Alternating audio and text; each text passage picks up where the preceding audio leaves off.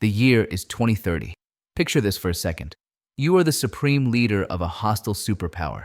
You have the ships, you have the troops, you have the political backing. And today, you give the order to invade the United States of America. And no, before you ask, this is not about the US Navy. For the sake of this thought experiment, let us say the entire US military has vanished. Gone. No aircraft carriers, no drones, no Marines, nothing. Just the land, the people, and the infrastructure. Sounds easy, right? You are probably imagining your flag waving on the White House lawn in a few weeks. Maybe a month, tops. Yeah, about that. What you are actually walking into is the most brutal logistical nightmare ever created by nature itself. Because the United States is not just a country. It is a massive, naturally engineered fortress. One that does not need soldiers to kill invaders. Physics does that job for free. From the moment your boots touch the sand, assuming they even make it that far, you are not fighting an army. You are fighting distance, economics, terrain, and a civilian population that makes guerrilla warfare look like a neighborhood disagreement. Today, we are not talking about nukes or stealth jets. We are talking about something far more terrifying. The cold, boring reality of geography and economics. And why they make the United States effectively unconquerable. So buckle up. This gets ugly fast. Let us start with the first problem, the one that ends most invasions before launch. The oceans. To the east, you have the Atlantic. To the west, the Pacific. These are not just large bodies of water. They are liquid walls of death. If you are invading from Europe, you are looking at roughly 3,000 to 4,000 miles of open ocean just to reach the east coast. Coming from Asia, that jumps to nearly 6,000 or 7,000 miles to hit California.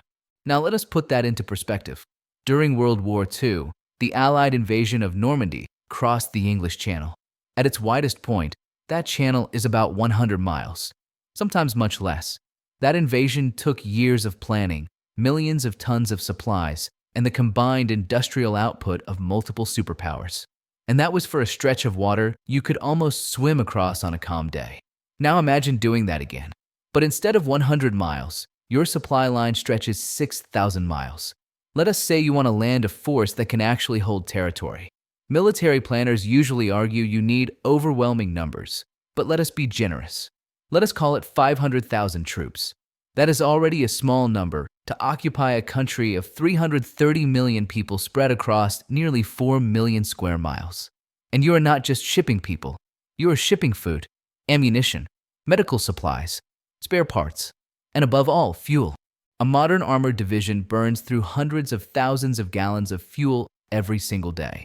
To keep an invasion force supplied across the Pacific, you would need so many ships that the ocean itself would look congested. You could almost walk across them. And here's the punchline. The United States has no nearby staging ground. Most invasions rely on a neighbor. Germany staged from France. The United States staged from Britain. Later, from Saudi Arabia. That is how invasions work. So who do you stage from to invade the United States? If you say Hawaii, congratulations. You are still 2,500 miles away from the mainland. That is like staging in London to invade Iraq. It sounds good on a map. It does absolutely nothing in reality. The sheer volume of ships needed to move a serious invasion force across either ocean would be visible from space. It would take months to assemble. There is no surprise here. You are not sneaking up on America. The moment those ships start loading, the US economy flips into full war production mode. We will get to that later. By the time your first transport reaches US waters, your soldiers have been stuck at sea for weeks. They are exhausted, seasick, cramped, muscles weakened from confinement, living on military rations. And then they arrive, not to a red carpet, not to an empty beach. They arrive at coastlines that are a nightmare to land on. The West Coast is dominated by rocky cliffs, strong currents, and a limited number of deep water ports capable of unloading heavy equipment. San Diego, Los Angeles, San Francisco, Seattle. That is basically the list. And those ports? They are choke points. Disable a few cranes. Sink a cargo ship at the entrance. And suddenly you are unloading tanks onto open beaches while under fire. On the East Coast, things are not much better. Shallow waters, swamps, dense urban sprawl. The second you step off the ship, you are fighting in cities made of concrete and steel. And the South? We will get there. There is a quote often attributed to Otto von Bismarck, the Iron Chancellor of Germany.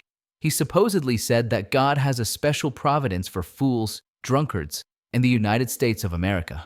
Whether he actually said it or not almost does not matter, because the idea is correct. Geography is the first line of defense. And in the case of the United States, geography is not a guard. It is a serial killer. Quick pause. If you are enjoying this ride into pure hypothetical chaos, hit that subscribe button. Every week, we break down the dark side of economics, history, and power.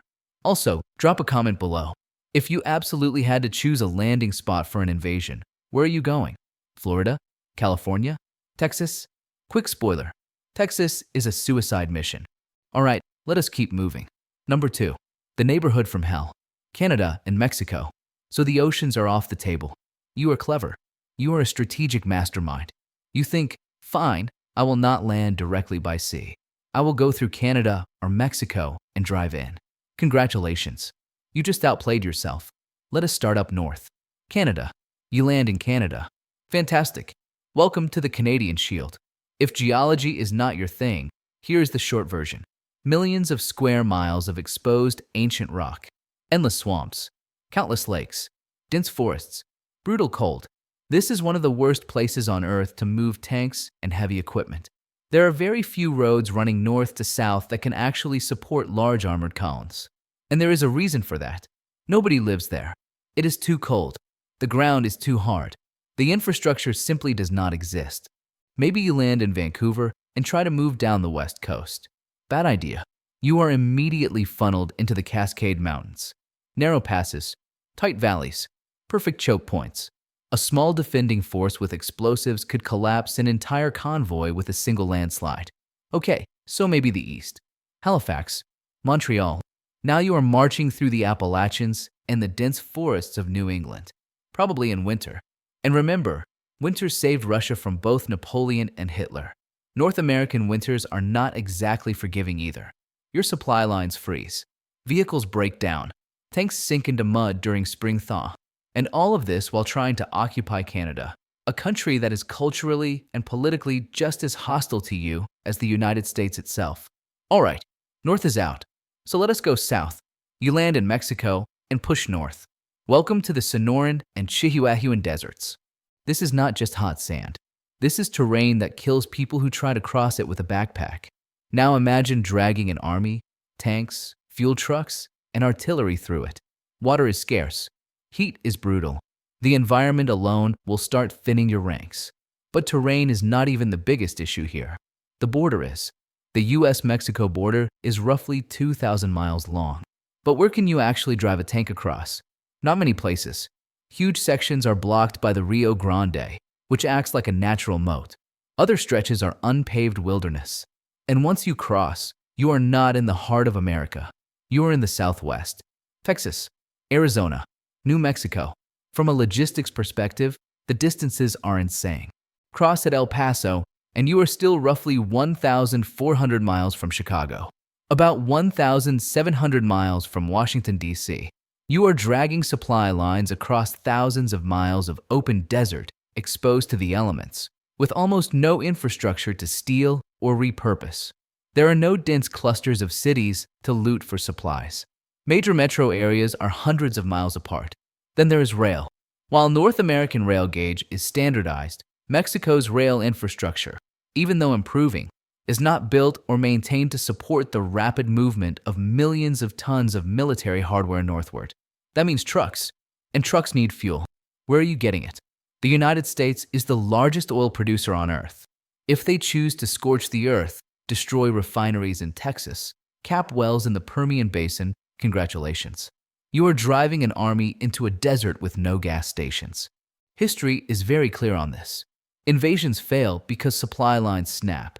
Napoleon in Russia, Nazi Germany in Russia, even the United States in Vietnam, different context, same logistical nightmare. Trying to invade the United States through Canada or Mexico creates the longest, most fragile supply lines ever attempted in warfare. And remember, you cannot just pass through Canada or Mexico. You would have to occupy and pacify them first. That takes years. Years during which the United States turns its borders into a fortified nightmare that makes the Maginot Line look like a garden fence. You are stuck on the edges. The geography creates a kill box. You might reach the continent, but you will never reach the vital organs. Now let us say you somehow pull off the impossible. You cross the ocean. You survived the forests of Canada or the deserts of Mexico. You established a beachhead on the east or west coast. You relax. You tell your generals the hard part is over. Wrong. The hard part has not even started. Now you meet the shields. If you landed on the west coast, look east. See that massive wall of jagged rock stretching from Canada all the way down to New Mexico. Those are the Rocky Mountains. They run for about 3,000 miles. At points, they are over 300 miles wide.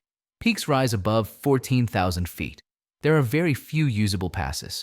And the ones that exist, like Interstate 70 through Colorado, are engineering miracles carved through steep canyons, tunnels, and bridges.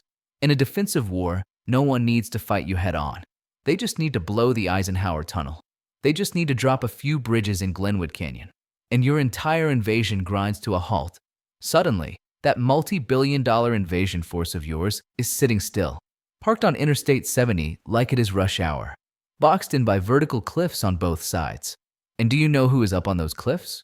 Locals. People with hunting rifles who can hit a coin from 500 yards without breaking a sweat. This is not a conventional war anymore. This is Afghanistan on steroids. The Soviets spent 10 years trying to control the mountains of Afghanistan. And that was against a smaller population with far fewer weapons. The Rocky Mountains are larger. The weather is more unpredictable. And the defenders are far better armed. Try to push through the Rockies and your supply trucks burn. Your tanks slide off icy roads. Your troops get bled dry in narrow passes where every turn is an ambush. All right, you say, the West Coast is a trap. Fine, let us hit the East Coast. Washington, D.C., New York, Boston, great choices. You take the coastal cities. You even capture Manhattan. Holding it is another story, but let us be generous. Now you want to move inland. You want the farms, the energy, the real backbone of the country. Welcome to the Appalachians. They are not as tall as the Rockies, but do not underestimate them. These mountains are a dense, forest-covered nightmare for mechanized warfare. They stretch from Alabama all the way to Maine, forming a natural wall between the coast and the Midwest. Historically, this is where empires get stuck. In the 18th century, the British Empire, the most powerful military on Earth at the time, could not effectively project power through these mountains. They got bogged down in forests, ambushed by irregular fighters who knew every creek, every ridge, every ravine. The terrain forces you onto roads, and predictable roads are deadly.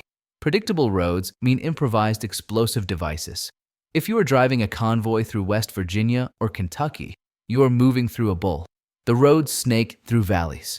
The high ground is everywhere, covered in thick forest. You cannot see the enemy, but they can see you. Every bridge becomes a choke point. Every tunnel becomes a potential grave. And unlike open deserts where you can see for miles, engagement distances here are often less than 100 meters. Your air support is almost useless when you cannot see through the tree canopy. So now you are back to close quarters fighting. Infantry against people who have been hunting these woods since they were 6 years old. The geography of the United States creates a natural fortress in the center of the continent. The Mississippi Basin, protected by two massive mountain ranges. To reach the prize, you have to siege the castle. And the walls are 10,000 feet high. And they shoot back. Now let us stop talking about rocks and dirt. Let us talk about the scariest variable in this entire equation. The people. There is a famous quote often attributed to Japanese Admiral Isoroku Yamamoto. You cannot invade the mainland United States. There would be a rifle behind every blade of grass. Whether he actually said it or not is almost irrelevant, because the math makes it true. Let us look at the numbers. And if you are not American, these numbers are hard to wrap your head around. According to the Small Arms Survey, there are roughly 393 million civilian-owned firearms in the United States. That estimate is a few years old. The real number today is almost certainly over 400 million. There are only about 335 million people in the country. Do the math. That is more than one gun for every man, woman, child, and infant. And no, babies are not carrying rifles, which means the weapons are concentrated. Roughly 40 to 50% of households openly report owning a gun. And these are not just pistols locked in drawers. We are talking about AR-15 style rifles, high-powered hunting rifles, and millions upon millions of rounds of ammunition. Take Wisconsin as just one example. During deer hunting season, around 600,000 hunters head into the woods. Let that sink in. If the Wisconsin deer hunters were an army, they would be the 8th largest standing army on Earth, larger than the active duty forces of France, larger than Germany, larger than Iran. And that is just one state. Those are just registered hunters. Now you might be thinking, these are civilians. They are not trained soldiers. Your invasion force has tanks. Sure, but look at modern warfare. Vietnam, Afghanistan, Iraq.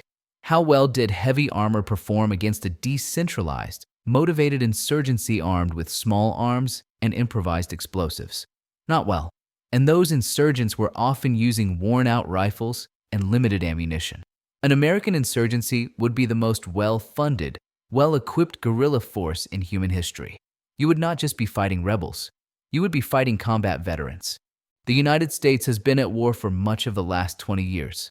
There are roughly 18 million veterans living across the country, many with real combat experience. They know how to fight. They know how to build explosives. And they know the terrain. Global trade freezes. Nobody knows what anything is worth anymore. You are not just invading a country. You are blowing up the same financial system where your own savings live. You are robbing a bank while your money is still inside the vault.